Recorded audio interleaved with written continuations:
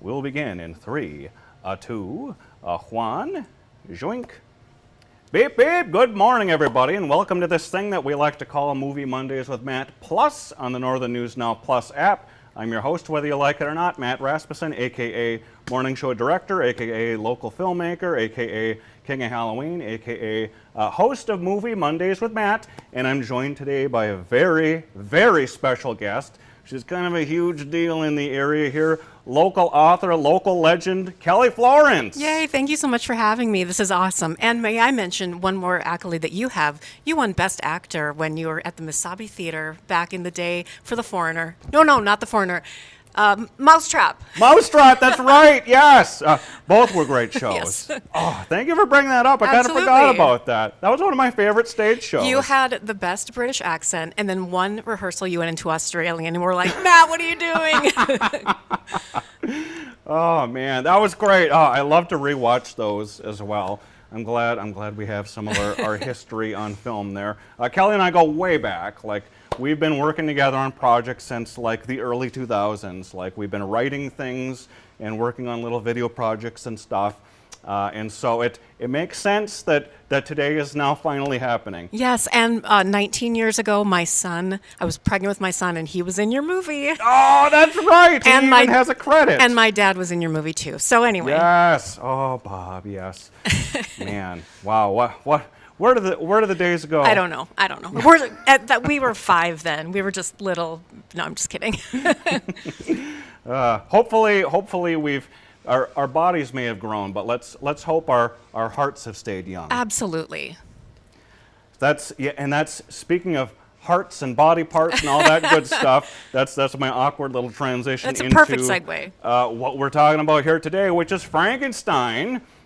So if you were able to see through all the technical malfunctions this morning what the actual flick of the week is, it's Frankenstein. And so we're going to talk about all things Frankenstein and Bride of Frankenstein here on today's episode. We're going to talk about the original 1931 Frankenstein. We're going to talk about the new Oscar-winning 2025 Guillermo del Toro version of Frankenstein. And of course, The Bride. I'll be giving you my full unfiltered thoughts on The Bride later as well. But first, let's jump into kind of where it all began. Like, I guess it began with the novel, but let's jump into cinematically where it began. There was a Thomas Edison version that no one really thinks about. The first thing people do think about is Boris Karloff. So, like, really, what is your favorite version of the monster that has spanned throughout time? I mean, Boris Karloff, the legend, and we rented it. My dad always rented horror movies with me from the Virginia Public Library. Yes! Rented this movie, and I fell in love with the monster. I don't know that you're supposed to, but I was like, I love this dude, and my favorite moment is with the little girl down by the water, and I know that the fate doesn't work out, but I'm like, hey, if I met him, I would be his friend. Exactly, and I love that you say that you fell in love with the monster, because that's kind of what it's supposed to be. Like, many different iterations of this story. I've watched many Frankenstein movies, like, leading up to this, and the point that they usually drive home in every one of these adaptations is Victor Frankenstein, the doctor, he's the monster. Exactly. He is an absolute garbage human being. And the monster is innocent. He's a fresh slate. He doesn't know any better. Yeah. And, the thing that Mary Shelley was driving home is that the power of these men and science and doctors who thought that they could create life and play God, so to speak. And what happens? It doesn't end well. No, it doesn't. That's what happens when you dabble with things you're not supposed to be dabbling with. So I'm glad that you said that Boris Karloff is your favorite. He's my favorite as well. Yeah. Hence the big Frankenstein head. Now, I was going to try to wear that today, but it's going to muffle the mic a little bit. But, some Halloween party down the road, right. You'll see me with that thing on. Oh, and The Bride of Frankenstein. Sorry, I'm skipping ahead. The first time I could pick a Halloween costume, I was in first grade, and my dad helped me create The Bride of Frankenstein. No way! And we just, there was no Spirit Halloween back then. You just had to, go and find stuff at, a rummage sale or whatever, and we did it. You had to be creative. Yes. Oh, man, so he created his own monster. Yes, absolutely. Oh, that's awesome. So let's circle back a little bit to Boris Karloff's Frankenstein version. So what moments stick out to you? What are your favorite parts? I think just well, obviously it's alive. Yes. the iconic moments. I love. Give me an old black and white movie. Give me history. Give me cinema legends. The whole thing. It's perfection. I could watch it. I do watch it at least once a year. Wow. I can't remember, like, I think just a few years back was probably the last time I watched it, but it is definitely one of those movies with such rewatchability to it. And I think Frankenstein, not only is he so iconic and amazing, he helped to jumpstart all the other iconic Universal Studios monsters, because like Dracula came first that very year, and maybe they were like, let's see if this Frankenstein, and if Frankenstein had been a dud, I don't think there would be the Mummy. I don't think there would be the Wolfman. I don't think any of them would have happened.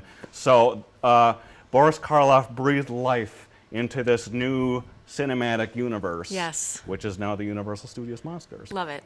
So and you named some of my favorite parts as well. And that first movie, I love the part with, yes, you got the little girl who doesn't know any better. The "It's alive, it's alive" Yes. is one of the most iconic Oh my lines gosh. in cinematic history. And just the delivery. It's you believe it. You know. Yes, like that guy. This is his life is beginning in a way. So, there are many adaptions of Frankenstein throughout time, and now the new one has come out, which has now won a whole bunch of Oscars. We have, like, it won Best Costume Design and Hair and Set design. Yeah, so, like, it's good to see horror represented, for one. Absolutely. But, like, apart from just the fact that it mopped up the awards, like, what moments from that movie stick out to you? Oh my gosh. So first of all, I love Mia Goth, and her playing both the mother and then the bride eventually. That is so iconic. And a lot of people don't even know she was playing both parts. I love Jacob Elordi. I'm a big fan. I'm touching my heart as I say it. No, I even loved him. I even thought he was handsome as the monster. And then, of course, what's his name? Victor Frankenstein.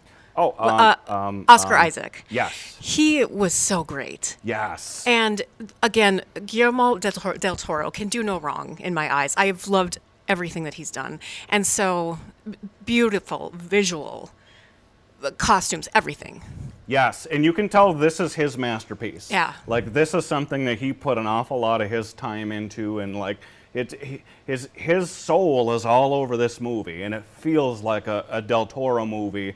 In some ways it doesn't, but in some ways it does. Like, I was getting vibes from like The Way of Water a little bit. How it's a beautiful monster that, and you feel for the monster. Exactly. Once again. That's all another great love story. Yeah, The Shape of Water. Yeah. Yes, I agree. Did I say The Way of Water? Yeah, that's fine. The Shape of Water. Man, Del Toro is just the best. I would love to see him do other monsters. Maybe. Oh, that would be fun. You know, like who do you think would even be a good contender for him to tackle next?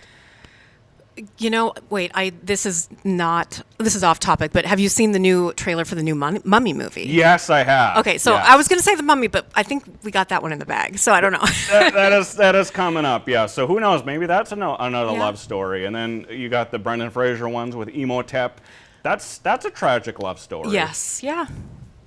So, man, yeah, humanizing the monsters I like. I always give me some romance and horror too, you know? Yeah, it's like when you have like the salty and sweet combination. There you go. With your ice cream. It's perfect. Yes.